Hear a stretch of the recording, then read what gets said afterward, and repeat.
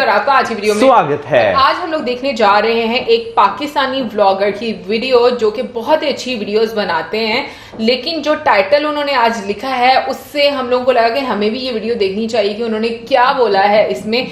तो चलिए देखते हैं ये वीडियो, लेकिन टाइटल पहले बताएंगे। मौसम टाइटल है can Pakistan learn from Israel and India मोरो। तो चलिए देख लेते हैं ये वीडियो, लेकिन इससे पहले इस वीडियो के चैनल का वर्चुअल लिंक आपको हमारी वीडियो के डिस्क्रिप्शन में मिल जाएगा। सब्सक्राइब करें, लाइक करें, शेयर करें, फॉलो करें इनके चैनल को। उसके अलावा व्लॉगिंग चैनल का लिंक भी हमारी वीडियो के डिस्क्रिप्शन में मिल जाएगा। सब्सक्राइब करें, लाइक करें, शेयर करें, फॉलो करें। तो चलिए देख लेते हैं ये वीडियो। कुछ दिन पहले मेरी वीडियो का टाइटल था should I move to America, जिसमें मैं पाकिस्तान से हिजरत करने के फायदे और नुकसानात को तोल रहा था एज एन एक्सरसाइज। मतलब लोग ऐसे ही नहीं पाकिस्तान को बस छोड़े, उनकी कुछ वजूहत है छोड़ने की। और स्टैट्स अगर आप देखें तो 1 करोड़ पाकिस्तानी अब पाकिस्तान से बाहर रहता है और हर साल छोड़ने वाले पाकिस्तानियों की तादाद भी बढ़ती जा रही है। 1,40,000 बंदा 2005 में निकला और अब 2019 में 6 लाख वर्कर्स अपना पेशा और जिंदगी पाकिस्तान से बाहर होना ही पसंद करते हैं। तो उस वीडियो में मैं तो समझने की कोशिश कर रहा था, लेकिन लोग बड़े एकदम से जज्बाती हो गए। जा भाई जा, देशद्रोही वही बंदा जो गली में कचरा फेंकते हुए कहता है अबे मेरे बाप का घर थोड़ी है, किसी और को पाकिस्तान छोड़ने की खबर पे उसकी मुहिब्बुल वतनी जाग उठती है। वही बंदा जो आजादी के जश्न मनाने में हवाई फायरिंग करते वक्त नहीं सोचता कि जिस गोली ने ऊपर जाना है नीचे भी तो आना है। नेशनलिज्म के नाम पे जहालत भी बेची जा सकती है ब्रो।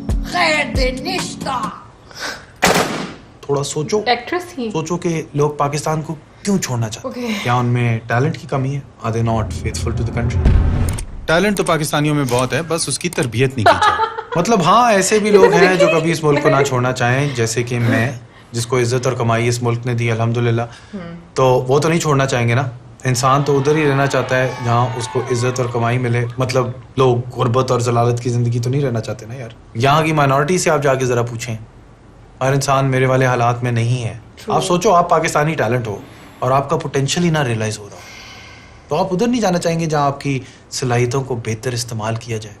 आईटी इंडस्ट्री की मिसाल ले लें, ये हर जगह सारे मिश्राज और जेम्स ही का क्यों काम हमें नजर आता है? किसी पाकिस्तानी वसीम, शकील या रहीम का नाम क्यों नहीं नजर आता?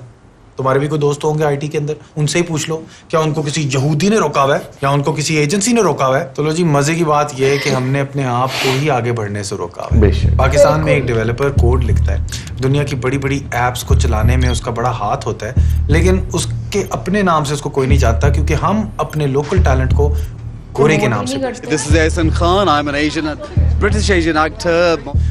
जिस मुल्क में शनाख्ती कार्ड तो है लेकिन टैलेंट को उसके अपने नाम से ही नहीं पहचाना जाता, तो उस मुल्क के नौजवान की मोटिवेशन का लेवल क्या होगा भाई?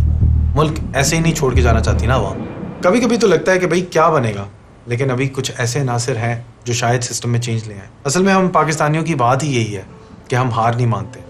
हम में हमेशा कोई ना कोई ऐसा दीवाना निकल आता है जो इन हालात में भी कोई ऐसा चमत्कार कर देता है कि 1 मिनट के लिए दुनिया रुक के भी कहती है कि यार ये कैसे कर लेते हैं, जैसे कि डॉक्टर अब्दुल सलाम की मिसाल। लेकिन अभी ऐसे दीवानों की तादाद बहुत कम है। आईटी की बात कर रहा था और इसी रिसर्च में मुझे रिमोट बेस का नाम पता चला। एक ऐसी कंपनी जो पाकिस्तान से सॉफ्टवेयर इंजीनियर्स ढूंढती है, उन्हें ट्रेन करती है और फिर उन्हें अपने सिलिकॉन वैली के क्लाइंट्स के साथ काम देती है असली नाम से, और अपने असली काम से रिकग्नाइज भी अब लोग हो रहे हैं। अगर तो कंपनी ऐसे चल पड़े तो जल्द हमारे रहीम और शकील को भी दुनिया पहचानने लगेगी। लेकिन अभी तो बस चंद ही कंपनीज ने ऐसा करना शुरू किया है और हमारा मुल्क निचले तबके की मेहनत पर चल रहा है और इनकी मेहनत पर बस लोग अमीर से अमीर होते जा रहे हैं। दरअसल इस तबके को दबाने में अमीरों का ही फायदा है। मुझे अमीर को नहीं रे, ये 2 गरीबों को उठा ले। मतलब यहाँ तो पाकिस्तान अपने दुश्मनों से भी सीख सकता है। ओ भाई रिलैक्स, दीन ईमान बदलने की यहाँ पे बात नहीं हो रही, बस हकीकत पसंदाना तरीके से इसराइल पे एक नजर मारने की बात हो रही है। इसराइल यहूदी मुल्क जो कि हमारे से साइज में कई गुना छोटा है, मगर आईटी एक्सपोर्ट्स की हमारे से कई गुना ज्यादा है। इधर हम अपना टैलेंट एक्सपोर्ट कर देते हैं ना, और उधर वो टैलेंट इंपोर्ट करते हैं ना। यानी कि यहाँ पे जो ब्रेन ड्रेन है वहाँ पे ब्रेन गेन है। इसराइल के की इकोनॉमिक मैट्रिक से साबित हो रहा है कि नमूना है वो इनोवेशन और एंटरप्रेन्योरशिप का। ये सब जान के दिल तो मेरा कर रहा था कि इस कामयाबी का बायस मैं इनके यहूदी पन पे डालूं कि शायद इनकी नस्ल ही ऐसी है। मगर पता ये चल रहा है कि ये भी एक ओवर सिंप्लीफिकेशन है, क्योंकि तहकीक से हमें यह पता चल रहा है कि इधर किसी एक नस्ल का इंसान रहता ही नहीं है। यहाँ दुनिया भर से यहूदी हिजरत करके आते हैं, मुख्तलिफ ज़ुबानें, रिवायतें, तहजीब अपने साथ लेकर आते हैं इस खत्ते में। मतलब जो तगय्युरात यहाँ कल्चर्स में मिलती हैं, यहाँ IQ में भी पाई जाती है। हाँ, यहाँ यहूदी ईमान तो सबका है, मगर पूरी दुनिया से लोग उठ के यहाँ पे आते हैं। That makes it culturally diverse.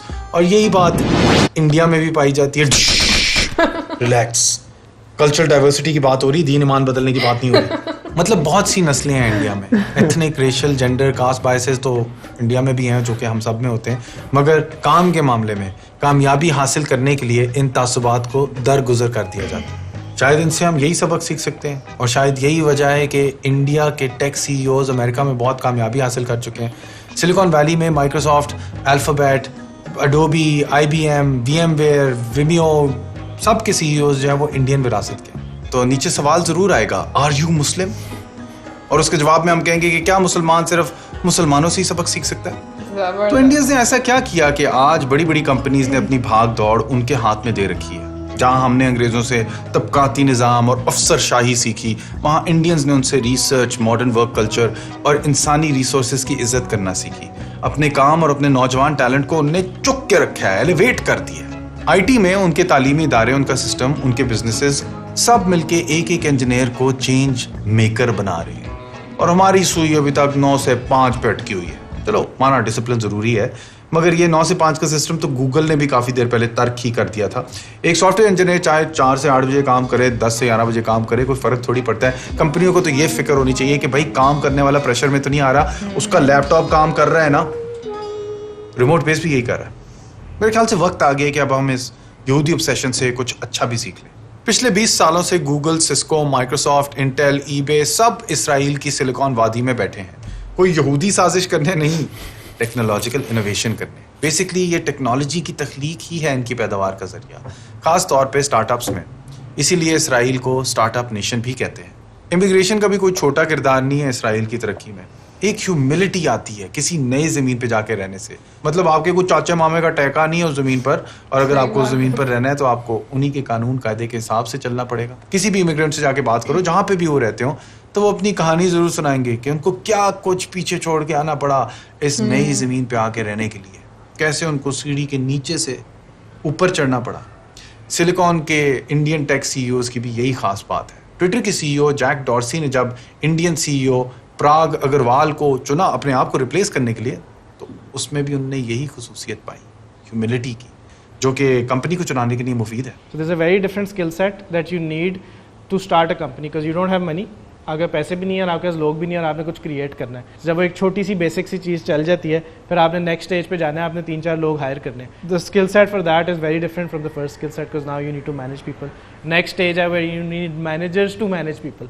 The biggest skill set that a CEO needs that wants to go long term is adaptability and learning, right? Learning on the job कि आप कैसे एक स्टेज से दूसरी पे जाते हो, फिर आप सारी चीज़ें ट्रैश करते हो या सीखते हो उनसे, then you go to the next one, then you go to the next one, and then you go to the next one. कुछ ही साल पहले लोगों का रिमोटली काम करने में इतना एतमाद नहीं था, लेकिन कोविड की वजह से ये सब बदल गया है और रिमोट बेस के जरिए और से और पाकिस्तानी सॉफ्टवेयर इंजीनियर्स को रिमोटली काम करने का मौका मिल रहा है। तो अगर आप सॉफ्टवेयर इंजीनियर हैं तो आप अप्लाई करना चाहेंगे, link in description. Unlike a software house हमने कोई बैरियर नहीं बीच में रखा हुआ। सो हमने ये नहीं किया हुआ कि हमारे पास we don't have project managers, we don't have designers, we don't have all these people and the core concept is के वो लोगों के साथ डायरेक्टली काम करें, उनके साथ ट्रेन हो, हम लोग भी उनको हेल्प करते हैं as a community and then they grow as software engineers. It's a very different model in that aspect. तो भाई पाकिस्तान को भी बहुत कुछ सीखना है स्टार्टअप्स के मामले में भी। हाँ, बाकी मुल्क के हालात भी असर करते हैं स्टार्टअप के फेल होने में, मगर इसराइल की तरफ अगर आप देखें तो ये लोग तो जंगें लड़ते लड़ते भी और हम लोग का सामना करते करते भी अपनी ग्लोबल वेंचर कैपिटल को 2000 में डबल करते रहे। काम करने के तौर तरीके से यार बड़ा फर्क पड़ता है। मतलब आप इसराइल की फौज की ही मिसाल ले लें, इनकी मिलिट्री ने इंक्यूबेट किया है हजारों इसराइली टेक स्टार्टअप्स को, और वो भी इसी सबब कि इनकी फौज में एक गैर दर्जा बंदी का दस्तूर है, अ नॉन हायरार्किकल कल्चर, जहां सब छोटी कम्युनिटीज में कॉमन आर्मी सर्विसेज हैं। करीब रहने वाले लोग अपने नेटवर्क्स के जरिए गैर रस्मी तरीकों से बिजनेस करते रहते हैं। आर्मी में भी निचले ओहदे का सिपाही ऊपरले ओहदे के जनरल को तजवीज़ पेश कर सकता है, ना सिर्फ ये कि फैसले पे पूछताछ भी उससे कर सकता है। मकसद अपना टैका जमाना नहीं है, मगर अच्छे और एफिशिएंट फैसले करना है। हम यहाँ पे VIP कल्चर के अभी मनफी नताइज भुगत रहे हैं।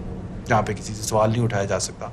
बस सेठ साहब ने पैर ऊपर रखने और कहना शट अप, ये मेरा एरिया है और एरिया में कोई भी इंटरेस्ट नहीं करना। ओके। एक अच्छी बात इसराइल की ये है कि यहाँ पे कोई समाजी तासुब नहीं नाकामी का, कि आम आदमी को भी यहाँ पे पता है कि जीतने के लिए बार बार हारना जरूरी है और नुस्खा एक ही है कि काम करते रहो। तो वो अपने प्रोजेक्ट को सियासी और मुआशी सूरत हाल के बावजूद डिवेलप करते रहे। तो अगर आप तमीज से काम नहीं करोगे तो कहाँ छुपोगे, किसी एक शहर से दूसरे शहर कहाँ भागोगे।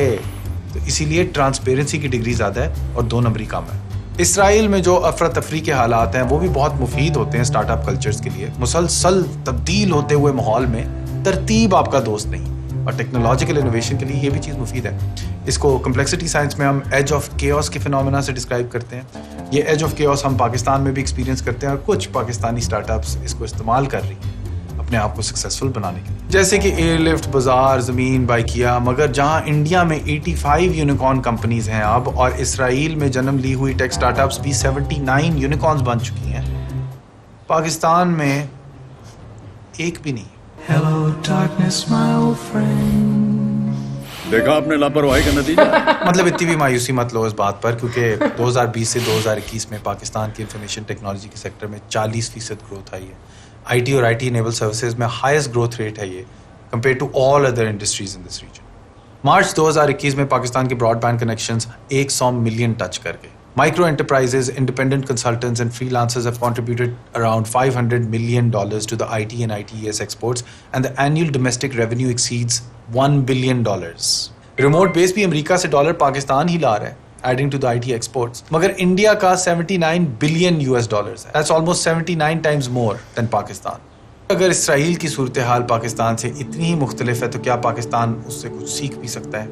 एक मुल्क ना एक तरह से एक ख्वाबों की फैक्ट्री होता है, और लोगों को जिस चीज़ के ख्वाब दिखाए जाते हैं ना, वो उसी की तरफ फिर जद्दोजहद करने लग जाते हैं। यहाँ पे किसी को महबूब को अपने कदमों में लाने के ख्वाब दिखाए जाते हैं और साथ सांडे का तेल बेचा जाता है। किसी को मवाक़े की ज़मीन के ख्वाब दिखाए जाते हैं और उसको फिर USA का वर्क वीज़ा बेचा जाता है। हमारे तो फिर ख्वाब भी ऐसे ही है ना। अगर कुछ सीखा जा सकता है तो वो इसराइल की माओं से है, जिनने पहचाना कि स्टार्टअप्स में और वैसे भी दुनिया में कामयाब होने के लिए होते हैं चांस कम, तो कोशिश करना, नाकाम होना ज़रूरी है और अपनी नाकामियों को छुपाना भी ज़रूरी नहीं है। चलना भी इंसान गिर गिर के ही सीखता है, जिसके लिए चाहिए होती है हिम्मत।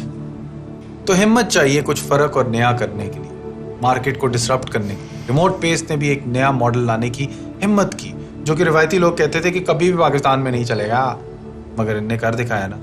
हिम्मत की और माजी की नाकामियों को हाल की कामयाबी में तब्दील कर दिया। तो तुम भी हिम्मत करो और कुछ नया कर दिखाओ। मैं भी जाके अब थोड़ी कोशिश करता हूँ, निकलता हूँ, मूव आउट। बात करें मोरो की, तो उसने आज की वीडियो में जो है कुछ ऐसी बातों का जिक्र किया जो कि आम पाकिस्तानी जो है वो बिल्कुल भी सोच नहीं सकता, उसका दिमाग कभी इस साइड पे लाया ही नहीं गया। मैं तो खुल के तारीफ करना चाहूंगी मोरो की, जिस तरीके से उन्होंने अपनी बातें लोगों के सामने बहुत ही, मतलब मैं ये कहती थी कि सार्केस्टिक वे में उन्होंने बहुत सारी चीजें जो है वो लोगों को समझाई हैं, अगर लोगों को समझ में आ जाए। और यही वो सारी चीजें होती हैं जिनके बारे में जो बहुत कम लोग हैं वो उस साइड पर आते हैं, डिबेट करते हैं, या उनके पास ऐसे मुद्दे रहते हैं कि जो हमारी कंट्री को आगे लेकर जा सकें। बट मुझे सीरियसली खुशी हुई है कि उन्होंने अपने टाइटल में जो मतलब एक वर्ड इजराइल और साथ में इंडिया चूज किया।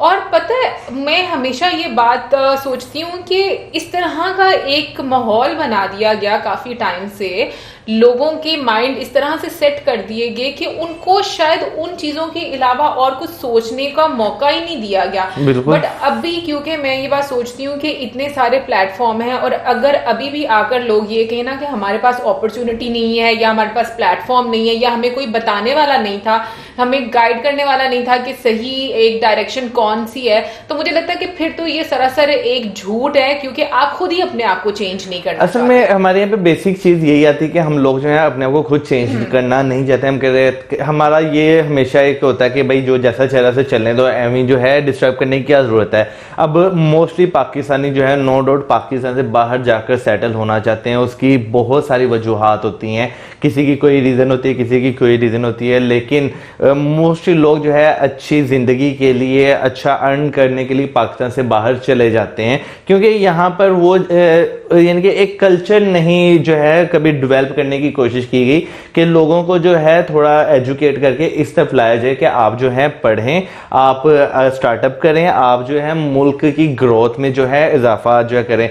मैं बहुत सारे जो है ऐसे यूट्यूब पे बयान सुने हुए जहाँ पर बड़ा फख्र करके जो है बताया जाता है हमने इतने लोग जो हैं वो बाहर भेजे हमारे पॉलिटिकल लीडर्स की तरफ से, जो कि एक बहुत शर्मनाक चीज़ है कि भाई आप लोगों को बजाय इसके कि यहाँ पर आके कहें कि भाई अपना काम करें, रोजगार यहाँ पे मौके अपने लिए भी पैदा करें, लोगों के लिए भी पैदा करें, क्योंकि बहुत ज़्यादा एक पोटेंशियल है हमारे कंट्री में। आप फख्र से ये बता रहे हैं कि हमने इतने हजार लोग यहाँ भेजे, इतने हजार लोग वहां भेजे। वैसे उस सेंसिबल मिनिस्टर को काफी ज्यादा बैकलैश भी फेस करना पड़ा था इस पर। अच्छा, यहाँ पर मौजम ने बात की कल्चर की, तो मैं यहाँ पर बात करना चाहूंगी कि अगर हम लोग देखें, हम इतने बदकिस्मत लोग हैं कि हमने अपने कल्चर को प्रिजर्व नहीं किया।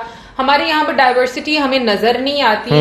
और एक बात जो मोरू ने बीच में माइनॉरिटीज की वो बिल्कुल मैं कहूंगी कि सच है। अगर मतलब लोग इसके बारे में सोचे, जाने और थोड़ा मुझे लगता है कि उनको क्यूरियोसिटी रहे कि हमारी माइनॉरिटीज कैसे हैं, तो मुझे लगता है कि बहुत बेहतर हालात होते हैं। क्योंकि मैंने पहले भी एक वीडियो में ये बात कही थी कि माइनॉरिटीज आपकी कंट्री का फेस होते हैं, वो आपको रिप्रेजेंट करती हैं आपकी कंट्री को, कि आपकी कंट्री कितनी स्टेबल है, वहां के लोग कितने अच्छे हैं, खुशहाल हैं। क्योंकि मेजॉरिटी तो हमेशा जो है उसका तो एक चलो माना कि एक वो कहते हैं ना कि होल्ड रहता है, लेकिन माइनॉरिटीज कैसी हैं उसका ख्याल रखना बहुत इंपॉर्टेंट है। दूसरा, मैं ये बात सोच रही हूँ कि बहुत सारे लोग जो जाते हैं, अब मतलब मेजॉरिटी पाकिस्तान में से लोग इसीलिए जाते हैं क्योंकि यहाँ पर जो डेली बेस्ड वेजेस की अगर हम लोग बात करें वो इतनी अप्रोप्रिएट नहीं है कि उसमें आप एक अच्छे लाइफस्टाइल जो है वो यहाँ पर गुजार सकें या अपने बच्चों को अच्छा फ्यूचर दे सकें। तो बेसिकली जो लोग जाते हैं वो अपने अच्छे फ्यूचर के लिए, अच्छे लाइफस्टाइल के लिए जाते हैं, अपनी फैमिली के लिए जाते हैं। लेकिन मैं ये बात सोचती हूँ लोगों को थोड़ा सा ये ख्याल करना चाहिए कि हम लोग मुंह उठाकर वहां पर तो चले जाते हैं दूसरे मुल्कों में, तो 1947 से लेकर अभी तक का जो टेन्योर है उसकी अगर बात की जाए तो फिर मुसलमान इस कंट्री से भाग क्यों रहा है? अगर ये मुल्क सिर्फ इसीलिए बनाया गया था कि जहां पर मुस्लिम्स हैं वो अच्छे तरीके से रह सकते हैं, तो सोचने वाली बात यह है कि मुसलमान यहाँ से क्यों भाग रहा है। तो मुझे लगता है कि लोगों को ना इस साइड पर भी आना यार। मैं थोड़ा पीछे से बात स्टार्ट करना चाहूंगा माइनॉरिटी से, जो है कि यहाँ पर जो मुझे लोगों में एक बहुत ज्यादा हिपोक्रेसी जो है मैं वो कहूँगा कि नजर आती है कि फॉर एग्जांपल अगर यहाँ से कोई बंदा पाकिस्तानी उठकर अमेरिका में जाता है या यूके यूरोपियन यूनियन कहीं पे भी जाता है, वहां पर जाकर वो मेहनत करता है, तरक्की करता है और उस जगह का जाके किसी शहर का मेयर बन जाता है, तो आप बहुत प्राउड फील करेंगे। लेकिन ऑन द अदर साइड मैं यहाँ पर बात करूँ तो अगर कोई माइनॉरिटी जो है अगर बहुत ज्यादा स्ट्रगल करके किसी ओहदे पर पहुंच जाती है तो वो चीज आपको खटकने लग जाती है। तो ये चीज जो है मुझे लोगों में जो है ना इसमें बहुत ज्यादा हिपोक्रेसी जो है वो नजर आती है कि इस तरह नहीं होना चाहिए। आपको लोगों को इक्वल राइट्स देने चाहिए, क्योंकि अब मैं पार्टीशन वाली बात पे आता हूँ कि जब आपने पार्टीशन वाली बात की कि जब पार्टीशन हुआ था उसके बाद भी अगर देखा जाए तो हमें जो है बयान सुनने को मिलते हैं कि आप आजाद हैं हर चीज के लिए, स्टेट का जो है आपके मजहब से कोई लेना देना नहीं है, आप फ्री हैं, ठीक है ना। लेकिन वो जो है वक्त के साथ साथ चीजों को इस तरह तोड़ मरोड़ दिया गया कि लोगों को जो है वो बिल्कुल भी समझ नहीं लगती कि भाई लोगों को नो डाउट सब कुछ पब्लिक है, पब्लिक सब कुछ जानती है, लेकिन पब्लिक जो है वो बोलती नहीं है, ठीक है ना। तो अगर देखा जाए यहाँ पर हम लोग, मैं यहाँ पे खाली माइनॉरिटी की बात नहीं करूंगा, मैं यहाँ पे इवन के मुस्लिम्स की बात करूंगा कि वो एक अच्छे फ्यूचर के लिए बजाय यहाँ पे कि भाई मैं यहाँ पर जो है वो पैसा इन्वेस्ट करूं, पता नहीं पैसा मेरा बचेगा, अगर किसी ने मेरा पैसा वो जो है डकाड़ने की भी कोशिश की, एक मैं जो आम वर्ड यहाँ पे इस्तेमाल करते हैं मतलब हजम करने की, हाँ छिन जाएगा, तो पता नहीं हमें इंसाफ मिल पाएगा, हमारा पैसा हमें वापस मिलेगा कि नहीं मिलेगा, अगला बंदा कितना मजबूत है। लेकिन ऑन दी अदर साइड जब हम अपनी इन्वेस्टमेंट वही लेकर किसी दूसरे मुल्क में जाते हैं ना, तो एक सिक्योरिटी आपको वहां पे मिलती है कि भाई आपके साथ इंसाफ होगा। तो ये चीजें जो है बहुत ज्यादा जो है मैटर करती हैं। बाकी यूनिकॉर्न्स की बात की गई तो नो डाउट पाकिस्तान में जो यूनिकॉर्न्स हैं भी वो पाकिस्तान के अपने नहीं है, उनके अगर ओनर्स की बात की जाए तो कोई किसी मुल्क में बैठा है, कोई किसी मुल्क में बैठ के ऑपरेट कर रहा है, तो इन शॉर्ट वो वो जिस मुल्क में बैठे हैं यूनिकॉर्न बेसिकली उनके हैं, पाकिस्तान के वो यूनिकॉर्न्स कभी हुए ही नहीं। लेकिन मौजम मैं यहाँ पर ये बात करना चाहूंगी कि जो 1947 वाली हमने बात की और उसके बाद जो नस्ल दर नस्ल लोगों के दिमाग बनाते रहे और चीजें बच्चों में ये हम कहेंगे कि चीजें डालते रहे कि इजराइल की चाहे बात कर लें या इंडिया की बात कर लें कि जी ये हमारा दोस्त मुल्क नहीं है कभी भी, तो आप ये देखें कि उन चीजों पे जो अगर हम लोग अभी आज के टाइम में जैसे जाते हैं, हम किसी लाइक यूके में जाकर सेटल होना चाहते हैं या फिर हम यूरोपियन कंट्री में जाकर सेटल होना चाहते हैं, तो यूके में अगर देखा जाए तो उन्होंने कम जुल्म किया था, उन्होंने भी बहुत ज्यादा जुल्म किया था। बेसिकली डिवाइड एंड पॉलिसी तो उन्होंने खेली ना, वही तो बात कर रही हूँ। लेकिन किस तरीके से मैं ये बात सोची हूँ कि लोगों को यहाँ पर पागल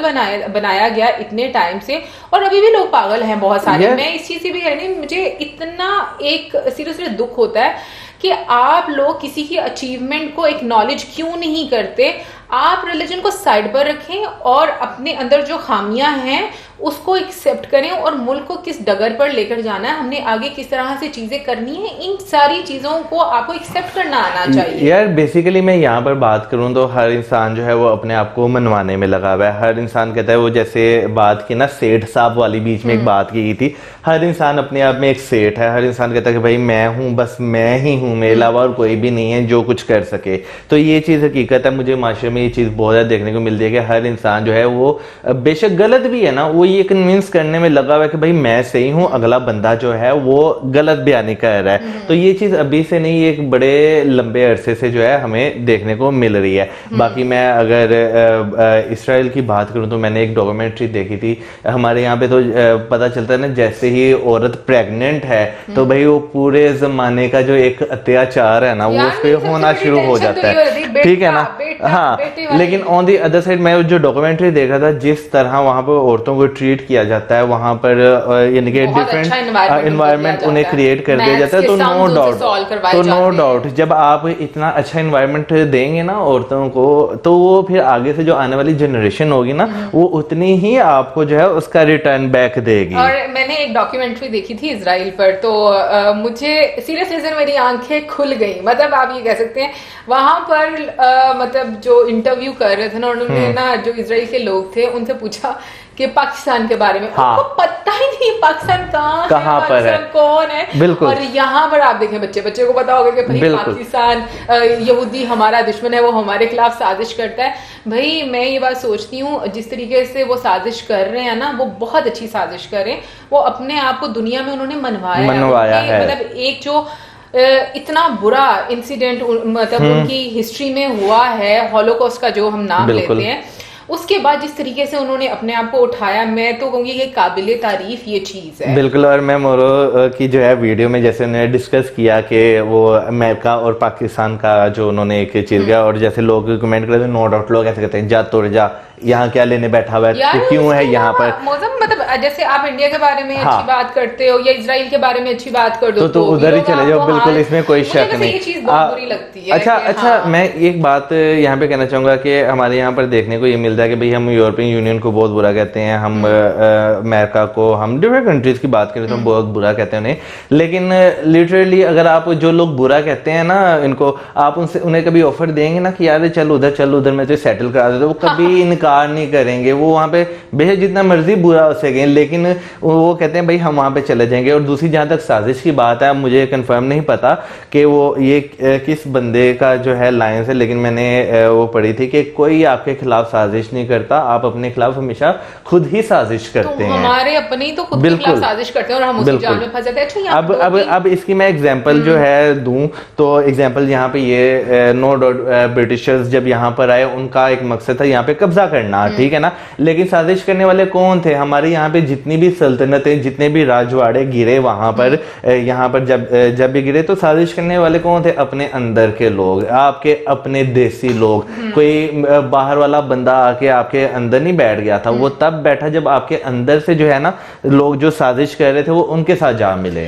बिल्कुल, मैं इस चीज से भी बिल्कुल अग्री करूंगी, बट उसके साथ साथ मैं ये चीज डिस्कस करना चाहूंगी कि मोरो ने इस वीडियो में ना पाकिस्तानी लोगों के बारे में ना बड़ा, मैं उसे कहूंगी कि एक इलैबोरेट करके बताया है कि कैसी कैसी उनकी एक सोच होती है या किस तरीके से उनका एक मिजाज होता है। वीआईपी कल्चर का बीच में बात किया गया।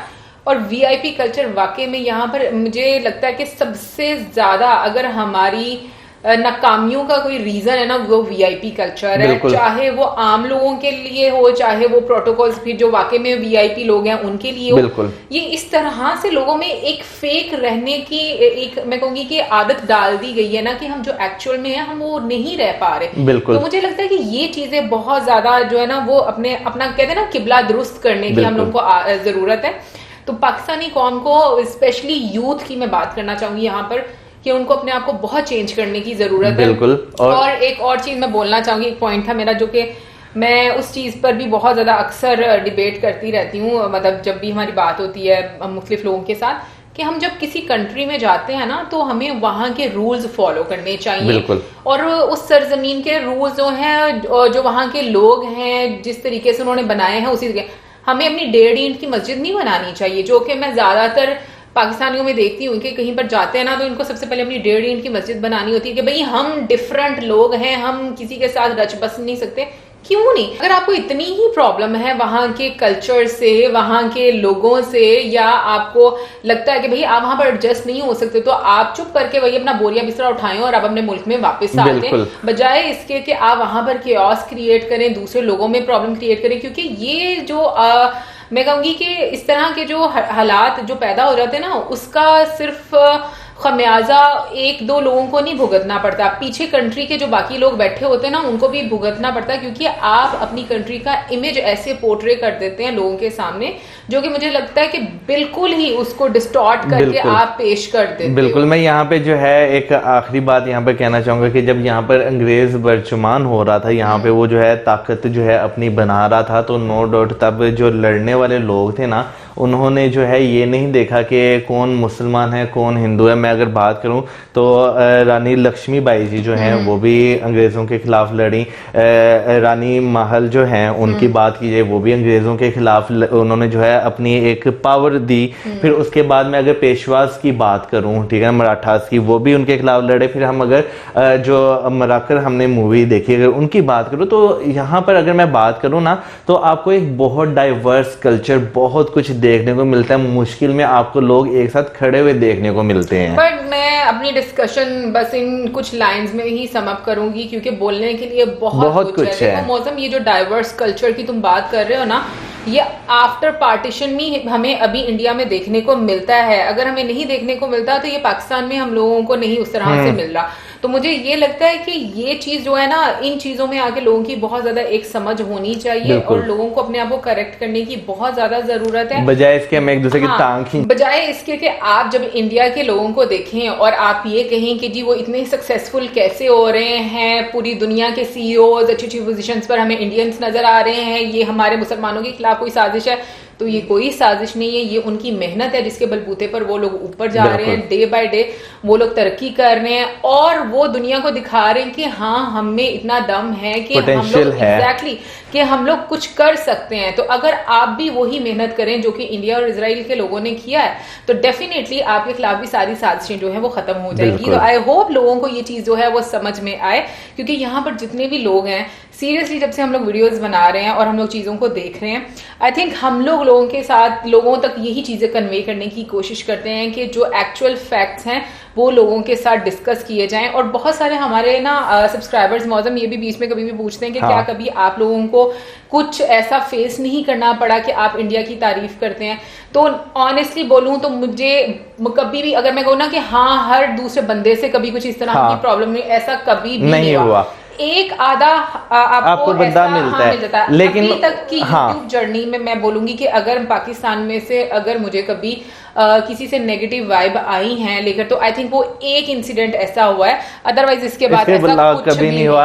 ऑन द अदर साइड मैं अगर बात करूँ ना, जब आप किसी से डिस्कशन करते हैं ना, तो नो डाउट हर बंदा जिसका एक फेवरेट सेक्टर होता है ना, जैसे अगर मैं बात करूँ तो हमारे अब्बू जो हैं वो इंडियन रेलवेज को बहुत ज्यादा पसंद करते हैं। उसके अलावा भी इंक्लूडिंग मैं भी बहुत सारे लोग हैं जो इंडियन रेलवे को पसंद करते हैं। फिर उसके बाद अगर मैं एरोनॉटिक्स की बात करूं तो बहुत सारे लोग जो हैं जो इंडिया की एरोनॉटिक्स इंडस्ट्री जो है उससे बहुत ज्यादा इंप्रेस हैं जिस तरह उसने तरक्की की है, ठीक है ना। तो हाँ बिल्कुल, स्टार्टअप्स आप देख लें, आईटी इंडस्ट्री से लोग बहुत ज्यादा इंप्रेस है जिस तरह तो नो डाउट यहाँ पर लोग इस तरह हैं, बहुत सारे हैं जो कि जब आप उनसे बात करते हैं ना तो वो बताते हैं कि हाँ हम खुद जब देखते हैं ना हम खुद बहुत ज़्यादा हैरान होते हैं कि जो है हमें जिस तरह न्यूज़ में दिखाया जाता है उस तरह कुछ भी नहीं है। बट पता है क्या, मुझे लगता है कि अभी भी ना वो बहुत ज्यादा लोग जो है ना वो अभी बहुत कम है, बिल्कुल इनकी तादाद और बढ़नी चाहिए। आहिस्ता आहिस्ता जैसे जैसे आपको अवेयरनेस आएगी, आप चीजों को देखेंगे ना तो वैसे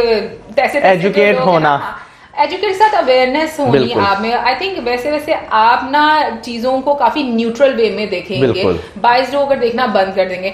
सो गाइस, इतनी लंबी डिबेट हो गई है और बहुत कुछ कसम से बोलने का मन करता है, लेकिन ये कि अभी तक के लिए इतना ही। आपका क्या कहना है इसके बारे में जरूर बताइएगा कमेंट सेक्शन में, और इसी के साथ हमें like, subscribe, share, good bye.